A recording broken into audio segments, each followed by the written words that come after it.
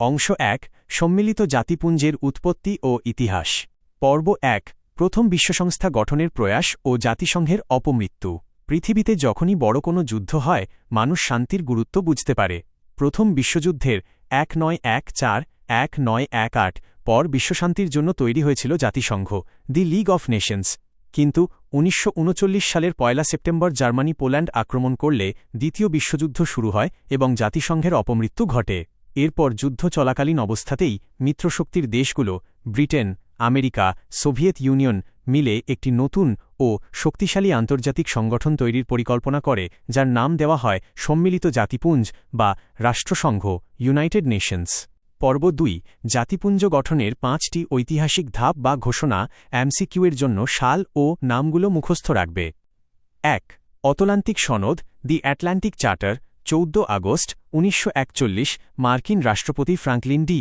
Roosevelt এবং British প্রধানমন্ত্রী Winston Churchill অতলান্তিক মহাসাগরের বুকে প্রিন্স অব ওয়েলস নামক এক যুদ্ধজাহাজে বসে এই ঐতিহাসিক সনদে স্বাক্ষর করেন এতে ৮টি মূলনীতি বা ধারার কথা বলা হয়েছিল যা জাতিপুঞ্জ গঠনের প্রথম ভিত্তি ২ ওয়াশিংটন ঘোষণা দি ওয়াশিংটন ডিক্লারেশন ১ জানুয়ারি ১৯৪২ আমেরিকার ওয়াশিংটনে ২৬টি রাষ্ট্রের প্রতিনিধিরা সমবেত হয়ে অতলান্তিক সনদের নীতিগুলোর প্রতি পূর্ণ আস্থা জানিয়ে এই ঘোষণা করেন সম্মিলিত জাতিপুঞ্জ ইউনাইটেড নেশনস নামটি প্রথম এখানেই আনুষ্ঠানিকভাবে ব্যবহার করা শুরু হয় ৩ মস্কো ঘোষণা দি মস্কো ডিক্লারেশন ৩০ অক্টোবর ১৯৪৩ মার্কিন যুক্তরাষ্ট্র ব্রিটেন সোভিয়েত ইউনিয়ন এবং ফরমোজা চীনের পররাষ্ট্রমন্ত্রীরা মস্কো নগরীতে সমবেত হয়ে একটি যুগ্ম ইস্তেহার প্রকাশ করেন যেখানে দ্রুত একটি আন্তর্জাতিক সংস্থা গঠনের কথা বলা হয় ৪ তেহরান ঘোষণা দ্য তেহরান ডিক্লারেশন ১ ডিসেম্বর ১৯৪৩ তিন প্রধান রাষ্ট্রপ্রধান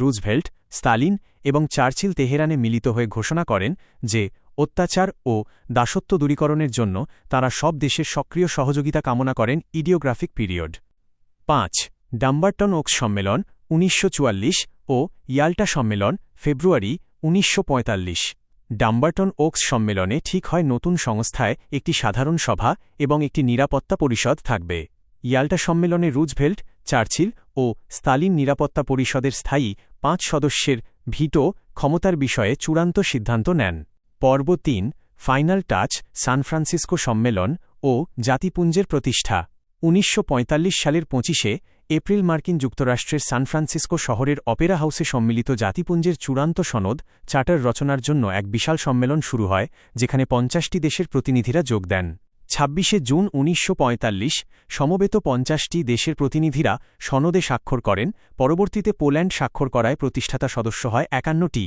সনদে মোট ১১১টি ধারা এবং একটি প্রস্তাবনা রয়েছে ২৪ অক্টোবর ১৯৪৫ চূড়ান্তভাবে সম্মিলিত জাতিপুঞ্জ ইউএন আনুষ্ঠানিকভাবে প্রতিষ্ঠিত হয় তাই প্রতি বছর ২৪ অক্টোবর জাতিপুঞ্জ দিবস হিসেবে পালন করা হয় অংশ ২ জাতিপুঞ্জের লক্ষ্য উদ্দেশ্য ও নীতি পর্ব ৪ মূল লক্ষ্য ও উদ্দেশ্যসমূহ পারপোসেস সনদের ১ নং ধারা অনুযায়ী জাতিপুঞ্জের ৪টি মূল উদ্দেশ্য রয়েছে ১ আন্তর্জাতিক শান্তি ও নিরাপত্তা রক্ষা করা এটি সবচেয়ে প্রধান উদ্দেশ্য ২ মানুষের সমানাধিকার ও আত্মনিয়ন্ত্রণের অধিকারের ওপর ভিত্তি করে আন্তর্জাতিক সম্প্রীতি বাড়ানো ৩ অর্থনৈতিক সামাজিক ও সাংস্কৃতিক সমস্যার সমাধানে আন্তর্জাতিক সহযোগিতা গড়ে তোলা ৪ এই উদ্দেশ্যগুলো সফল করার জন্য জাতিপুঞ্জকে একটি কেন্দ্র হিসেবে ব্যবহার করা পর্ব ৫ ৭টি মূল নীতি প্রিন্সিপলস সনদের ২ নং ধারা অনুযায়ী ৭টি নীতি মানতে হবে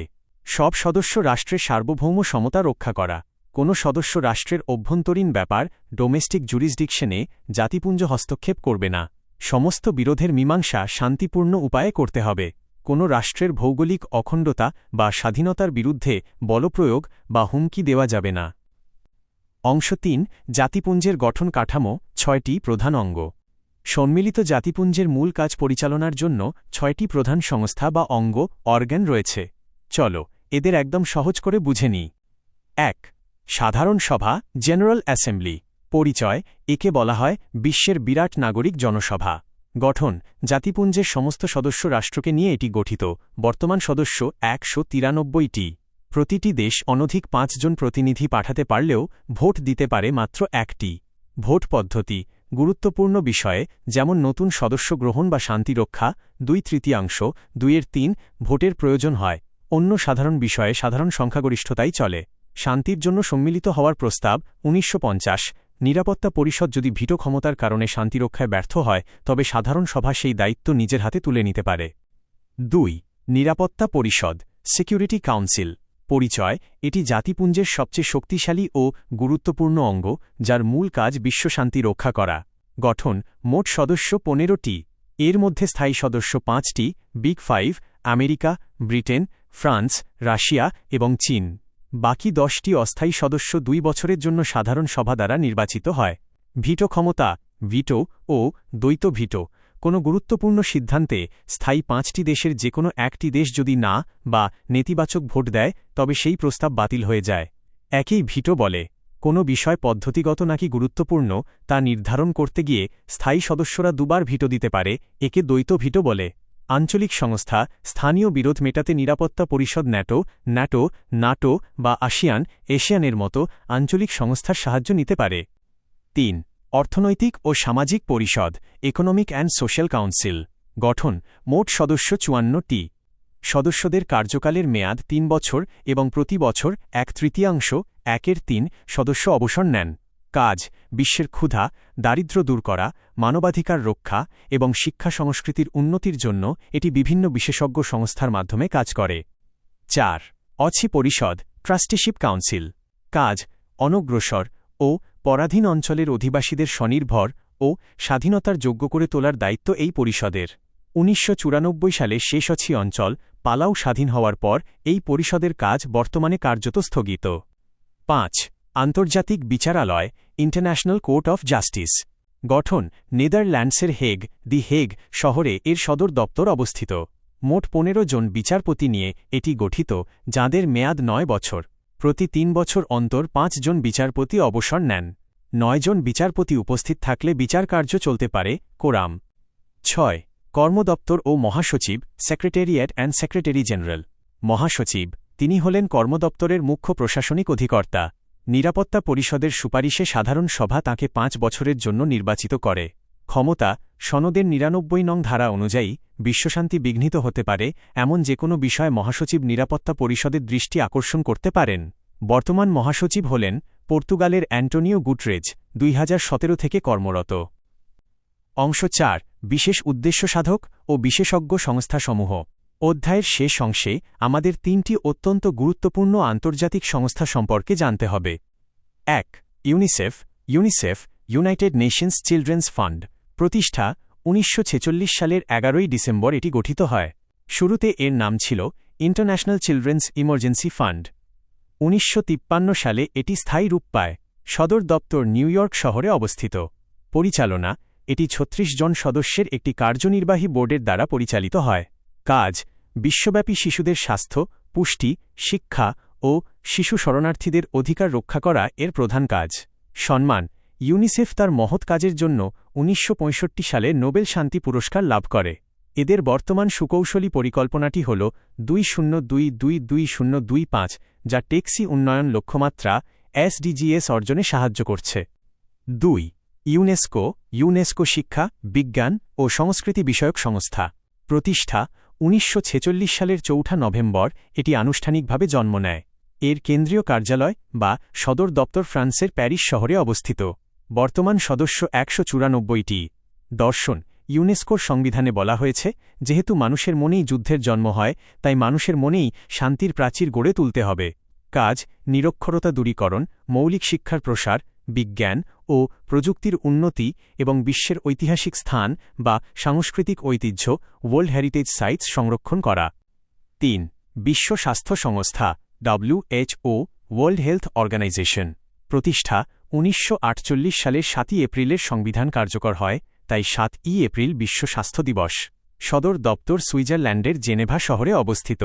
কাজ: বিশ্বব্যাপী জনস্বাস্থ্যের উন্নতি, মহামারী যেমন করোনা, ম্যালেরিয়া, গুটিবসন্ত প্রতিরোধ ও চিকিৎসার ব্যবস্থা করা এবং গবেষণার সুযোগ তৈরি করা।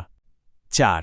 বিশ্বব্যাংক ওয়ার্ল্ড ব্যাংক বাই IBRD এবং আন্তর্জাতিক অর্থভাণ্ডার IMF। বিশ্বব্যাংক, IBRD সালের ডিসেম্বরে ব্রেটন উডস সম্মেলনের ভিত্তিতে প্রতিষ্ঠিত হয়। সদর দপ্তর ওয়াশিংটনে। এটি উন্নয়নশীল দেশগুলোকে দীর্ঘমেয়াদী ঋণ ও আর্থিক সাহায্য দেয়। IMF ইন্টারন্যাশনাল মনিটারি ফান্ড 1945 সালে প্রতিষ্ঠিত হয়, বর্তমান সদস্য 190। এর কাজ হল আন্তর্জাতিক বাণিজ্যের প্রসার, বৈদেশিক বিনিময় হারে স্থায়িত্ব আনা এবং সদস্য দেশগুলোর বাণিজ্যের ঘাটতি দূর করতে স্বল্পমেয়াদী ঋণ দেওয়া। এই দ্বিতীয় অধ্যায়ের সুপার MCQ বুলেটস এগুলো পরীক্ষায় আসবেই। 1. সম্মিলিত জাতিপুঞ্জ UN কবে প্রতিষ্ঠিত হয়? এর থেকে বড় 24 অক্টোবর 1945 খ্রিস্টাব্দে। 2. জাতিপুঞ্জের সনদে কটি ধারা আছে? এর থেকে বড় 111টি ধারা। 3. নিরাপত্তা পরিষদের স্থায়ী সদস্য কটি ও কি কি? এর থেকে বড় 5টি: আমেরিকা, ব্রিটেন, ফ্রান্স, রাশিয়া, চীন। 4. শান্তির জন্য সম্মিলিত হওয়ার প্রস্তাব সাধারণ সভায় কবে গৃহীত হয়? এর থেকে বড় 1950 সালের 3রা নভেম্বর। 5. আন্তর্জাতিক বিচারালয়ের সদর দপ্তর কোথায়? এর থেকে বড় নেদারল্যান্ডসের হেগ, দি হেগ শহরে। 6. জাতিপুঞ্জের সনদের কোন ধারায় মহাসচিবকে রাজনৈতিক ক্ষমতা দেওয়া হয়েছে? এর থেকে বড় 99 নং ধারায়। 7. ইউনিসেফ কত সালে নোবেল শান্তি পুরস্কার পায়? এর থেকে বড় 1965 সালে। 8. ইউনেস্কোর সদর দপ্তর কোথায় অবস্থিত? এর থেকে বড় ফ্রান্সের প্যারিসে। 9. বিশ্ব স্বাস্থ্য সংস্থা WHOর সদর দপ্তর কোথায়? এর থেকে বড় সুইজারল্যান্ডের জেনেভায়। 10. ব্রেটন উডস সম্মেলনের মাধ্যমে কোন দুটি আর্থিক সংস্থা তৈরি হয়? এর থেকে বড় বিশ্বব্যাংক IBRD এবং আন্তর্জাতিক অর্থভাণ্ডার IMF। অভিনন্দন কৌণিক, তোমার দ্বিতীয় অধ্যায়ের পুরো সিলেবাসও একদম একটানে 100% শেষ হয়ে গেল। এবার এই চ্যাপ্টার থেকেও MCQ পরীক্ষায় যেদিক থেকেই প্রশ্ন ঘুরুক না কেন, তোমার আর কোনো অসুবিধা হবে না।